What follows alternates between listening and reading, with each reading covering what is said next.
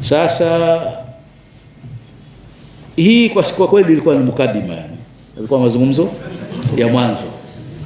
Pointi yangu hasa muhimu ambayo nilikuwa nataka niseme leo ni kitu ambacho nimekizungumza zamani kama miezi mitatu iliyopita hivi, lakini baada ya kukizungumza nikagundua kwamba Waislamu wote wanakihitaji, lakini hatukitazami.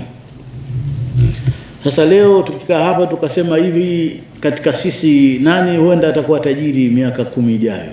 Hakuna anayejua, kwa sababu mambo ya riziki za Mwenyezi Mungu. Lakini je, inawezekana leo tukafundishana namna ya kuendelea kulea utajiri kama utapatikana? Hatufundishani. Inatokea tu bwana kishakuwa tajiri huyu mtu, lakini bwana hulka zake si nzuri, anatupa mapesa na nini. Sasa nataka kuzungumzia mambo matano ambayo yametokana na maisha ya masahaba, na kwa kweli hapa ni Abdurrahman bin Auf. Abdurrahman bin Auf ni sahaba ambaye ni katika masahaba 10 waliotabiriwa pepo, na Abdurrahman bin Auf amekufa akiwa na miaka 74. Miaka 74. Alikuwa Muislamu akiwa na miaka 21. Kwa hiyo alikuwa Muislamu mapema, Mwenyezi Mungu akamjalia umri mrefu sana. Na katika masahaba ambao walihama Maka kuja Madina. Na Maka alikuwa tayari tajiri mkubwa. Alipokuja Madina, Mtume Subhanahu wa Ta'ala sallallahu alaihi wasallam akampea, alikuwa anawapea watu wawili, nakumbuka au hamjatazama sira jamani? Iko kwenye internet yake hili jambo. Kwa hiyo kama ni easy ya kusoma kwenye internet, tafuteni kwenye internet. Kwa hiyo Mtume alimpea Abraham bin Auf na tajiri mmoja wa Madina, nafikiri Ibn Waqas, Saad bin Waqas, alimpea naye, akamwambia huyu atakuwa jamaa yako. Sasa Ansari walikuwa very generous. Ile bwana wa Madina akamwambia, hapa nina nyumba, nina nyumba, katika hii nyumba yangu nitakupa sehemu yake, na wake wawili, mmoja nitamwacha utakayemchagua, baada ya kumaliza eda yake unaweza kumchukua wewe, na biashara zangu. Haya mambo inaweza kufanyika leo kwa ndugu yako hapa kwetu, kwa ndugu yako mwenyewe utakuwa mtihani kidogo, lakini mtu anayafanya mambo haya kwa muhajirina, mtu ambaye amehama kutoka Maka kuja Madina. Angalia how generous these people were. Lakini Abdurrahman bin Auf alimfanyia dua yule ndio, kwamba Mwenyezi Mungu akubariki wewe na akubariki mali zako vile vile. Nionyeshe soko. Akaonyeshwa soko, akenda sokoni. Sasa yeye kwa sababu mfanya biashara, mwanzo alianza shughuli za kununua na kuuza wanyama. Sasa ukimnunua kwa mfano ngamia ukamuuza, ukimnunua kwa dirham 200 ukamuuza dirham 200, hupati faida, sio? Lakini yeye alinunua dirham 200 akiwa na kamba, anamuuza dirham 200, ile kamba kaitoa. Kwa faida yake ni kwa nini? Kamba. Ile kamba ndio faida. Kwa hiyo alifanya shughuli ile ya kamba, baadaye akazifanya zile kamba, ndio ukawa mtaji wake. Akaingia katika biashara nyingine ya wanyama wengine, mbuzi na kadhalika, kondoo, mpaka akawa very successful business person pale Madina. Sasa kwa ufupi, huu mfano ninaotoa hapa ni mfano wa Abdurrahman bin Auf. Kwanza kutafuta kipato. Kila mtu atafute kipato halali. Hakuna shortcut, kipato halali. Na sisi tunaangalia kipato, lakini sources hatutazami.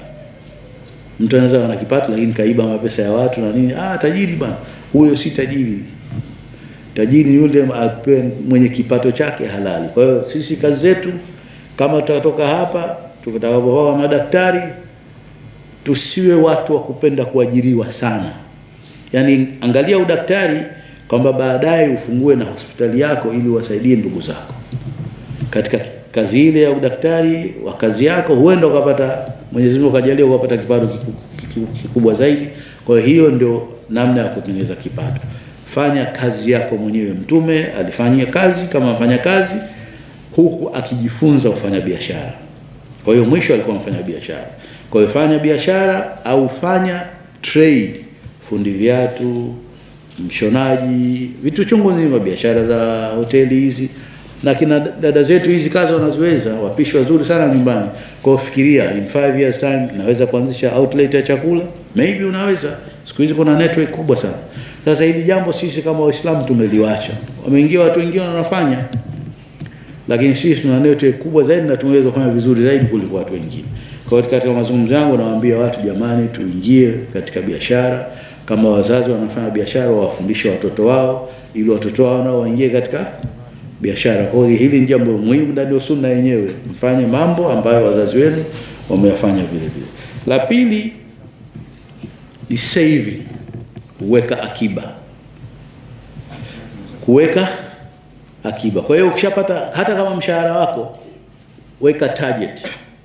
20% ya mshahara wangu sitaitumia.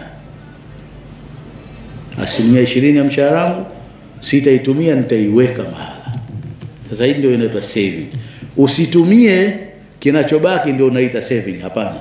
Saving ina lengo. Lengo langu ni 20%. Unaweza kupata saving ya 80% ukitaka.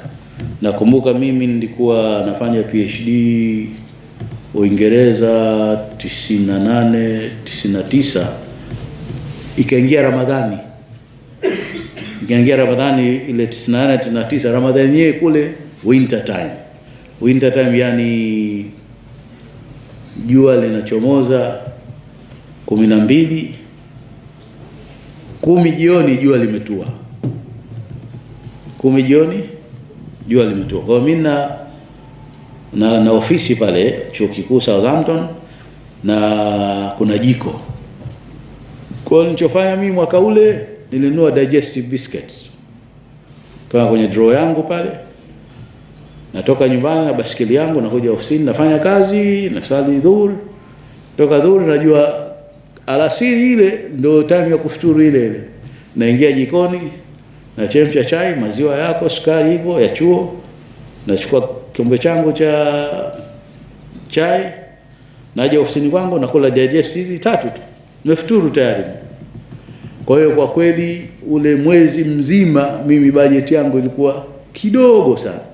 Wala haifiki paundi 20 kwa mwezi. Kwa hiyo ule mwezi mimi nilifanya saving karibu 600 pounds whole month. Lakini unaweza kufanya target, unaweza. Sasa hili jambo linalowezekana, si katika maisha yale tu ya Southampton, hata katika maisha yetu ya kawaida. Mara nyingi kuna impulse ya kununua vitu ambavyo hatuvihitaji. Kwa hiyo tujifunze ili kuweka saving katika maisha yetu. Ukishafanya saving, ndio inakuja stage ya 3 ya investing. Stage ya 3 ya investing. Investing kama ile saving yako unaingiza mahali ili ifanye kazi. Inawezekana wewe hujui biashara, lakini kuna watu wanafanya biashara, wape wafanyie kazi, pesa ile italeta faida. Ikishaleta faida, sasa ndio linakuja jambo ambalo linatushughulisha sana, spending. Kwa spending ije baada ya earning, baada ya saving, baada ya investing, ndio unakuja kwenye spending. Sisi mara nyingi tukishafanya earning tunakwenda kwenye spending, na ambao sio sunna. Sunna una earn, una save, una invest. Ukishafanya haya matatu ndio unakuja kwenye spending. Sasa spending vile vile ina maelekezo yake. Spending katika vitu vya halali na moderate. Halali na moderate. Sasa spending inakwenda sambamba na charity. Spending and charity. Ukifanya spending, toa pia na sadaka. Toa pia na sadaka, toa na zaka. Na hivi viwili vya mwisho, sadaka na zaka, ndio vinaleta baraka katika biashara yoyote. Ukishafanya charity na zaka, shughuli yako itakuwa na baraka. Ilifika wakati wa Abraham bin Auf, mpaka alikuwa na wasiwasi wa Abraham bin Auf ana $691 billion kwa rate ya sasa hivi. Bilioni $691 sasa hivi. Huyu Elon Musk ana 116 billion, 116, the richest guy, 116 billion. Hamgusi hata kidogo Abraham bin Auf. Lakini Abraham bin Auf alikuwa na misingi hii mitano ambayo ndio ilikuwa mfanya awe mtu aliyofanikiwa katika biashara zake, na haya mambo tunaweza kujifunza sisi. Sasa nayazungumza leo, huenda katika nyinyi atokea mtu atapata utajiri, lakini siri ni hii: ukipata kipato chako, save, invest, spend wewe mwenyewe, lakini pia toa charity, ili Mwenyezi Mungu awatie baraka katika shughuli zako, ili upate fedha nyingi za ziada. Mwenyezi Mungu amesema ukitoa sadaka ndio unavokinga ile mali yako, na nyinyi mnajua hili pia kwamba ukitoa Mwenyezi Mungu ameahidi atakurudishia, na ahadi za Mwenyezi Mungu si za mchezo mchezo bwana. Na kwa kweli kama umetoa, na hili mimi nimeliona mwenyewe, ukitoa ile pesa inarudi. Lakini sijui kwa nini hatutoi tena. Ukitoa hakika pesa inarudi. Kuna watu nimwambia mimi siku moja niliwahi many years ago nilikuwa na 40,000 mfukoni chuo kikuu pale, 40,000. Hazikuwa hela nyingi, lakini wakati huo mshahara wangu 32,000, kwa hiyo 40,000 ilikuwa hela nyingi kiasi. Akaja mzee mmoja pale, nikampa zile 40,000 na Corolla yangu pale, nikaipaki. Sasa hii gari siendeshi tena, nikaingia ndani. Ilikuwa jioni saa 10. Kwenye saa 12 akaja jirani yangu wa juu, alikuwa mwalimu mwenzetu pale chuo kikuu, akaniambia dokta, wakati dokta, mimi nina mkutano mjini kesho asubuhi, siwezi kwenda, naomba uniwakilishe. Nikamwambia sawa, nitakwenda bwana. Nikatoka pale asubuhi, nikapiga gari moto kufika mjini, kurudi chuo nimepewa 20,000 kama allowance ya kikao. Ile siku haikumalizika nikapata 20,000 nyingine. Kwa hiyo nikasema nimetoa 40,000 jana, leo hata siku haijakwisha 40,000 imerudi. Na kwa kweli ndivyo ilivyo. Kila mmoja wenu akitoa pesa itarudi, na hili tulisahau kwa sababu ndio ahadi ya Mwenyezi Mungu mwenyewe alipotaka. Kwa hiyo hayo mambo matano nimesema niyazungumze asubuhi ya leo, ili yakae vichwani mwenu, msiyasahau. Na kama mkiweza kuwazungumzia watu wengine pia mwazungumzie watu wengine. Mwenyezi Mungu huenda akajalia kwamba ikawa ndio sadaka yetu katika maisha haya sasa hivi. Kwa hiyo inshallah hizo point 5 ndio hasa msingi wa mazungumzo yangu asubuhi ya leo. Mwenyezi Mungu ajalie kwamba muyakumbuke na yawe na faida na nyinyi, na Mwenyezi Mungu ajalie sisi sote tuwe matajiri huko mbele inshallah. Basi kwa hivyo sina mengine isipokuwa labda tutamalizia hapa. Na pitia notes zangu hapa, sina chochote. Kuna yale mambo yalizungumzwa hapa ya msaada, scholarship opportunities, kutafuta donors, ofisi. Mimi sikuomba kuwa patron, lakini mimi nitakuwa patron wenu huko mtakapokuja Muslim University of Morogoro, kama mtakuja, na vitu vingine chungu nzima hapa. Si vingi sana, lakini hivi vitu navifanya mimi, lakini sivifanyi kwa ajili ya Al-Hikma Foundation, naifanya kwa ajili ya Waislamu wote kwa kupia chuo cha Waislamu cha Morogoro. Pale tuna wanafunzi ambao wanashindwa kulipa ada, wengi sana. Na mimi nimesema kwamba mimi nitakuwa ni beggar in chief. Kwa kila nikutana na mtu mwenye uwezo, naambia sikiliza bwana, kuna binti anadaiwa 2 million shillings, ameshindwa kumaliza chuo miaka 2 sasa. Nipe 2 million shillings nikuletea invoice yake. Wengi wanasema sawa, tunafanya jambo hili, tunaendelea. Lakini solution ya jambo hili iko katika nchi hii. Wala hatuna haja ya kwenda Kuwait popote bwana. Sisi wenyewe tunaweza kusolve hii problem. Tunaweza kusolve kwa kuanzisha wakfu kwa ajili ya watu wa namna hii. Tatizo ni kwamba sisi hatuna uaminifu. Yaani tatizo kubwa hapa ni watoaji hawaamini watu ambao watapewa pesa, kwa sababu zamani watu wamepewa pesa wakaharibu. Sasa wote tuna matatizo, wapewaji tuna matatizo, lakini watoaji pia tuna matatizo.